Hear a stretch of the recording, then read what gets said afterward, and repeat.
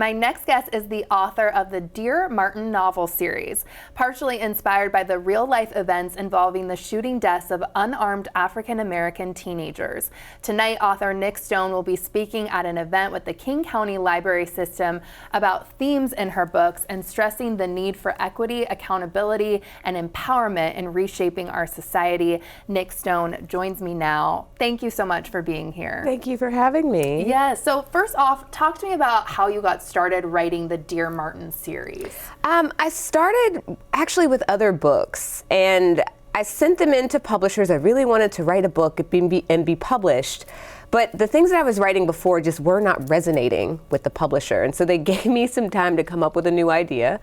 And I had this thing on my mind from witnessing like watching the news and seeing these deaths happen over and over again, from Jordan Davis in 2012 to Mike Brown in 2014. And I eventually decided I wanted to explore Dr. King's teachings through a 21st century lens, and it went places I was not expecting it to go. Wow. And the latest in the series, Dear Manny, is coming out this spring. What can readers expect there? You know, interestingly enough, Dear Manny is my response to the number of times Dear Martin and Dear Justice have been banned. So it gets banned quite frequently for reasons that, you know, who knows.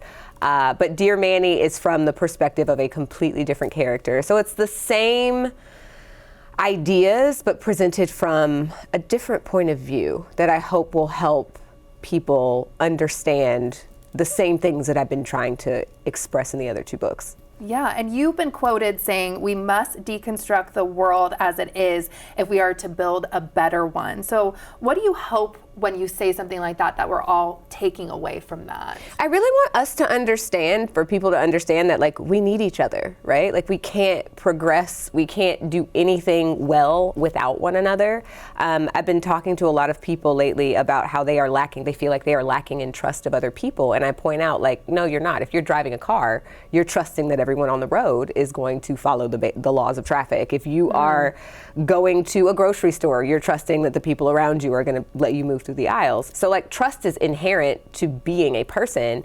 We just have to remember how to do it in interpersonal relationships. So my hope is that as people read these books and they get these perspectives and they care about these characters, they learn to look at the people around them with a different set of eyes. A different lens. Yeah. And what do you think about some of those solutions, I guess, to some of these issues that you see in our society today? Are there solutions that you can think about? Honestly, I think the primary solution is just communication, conversation, empathy. Like, sitting down with each other and talking and learning about each other and figuring out the ways that we connect. You know, I think that at the end of the day, we all have the same basic emotional range, right? And so connecting with people on the level of being a person and on the level of emotion is it's actually not that difficult if we open ourselves to it.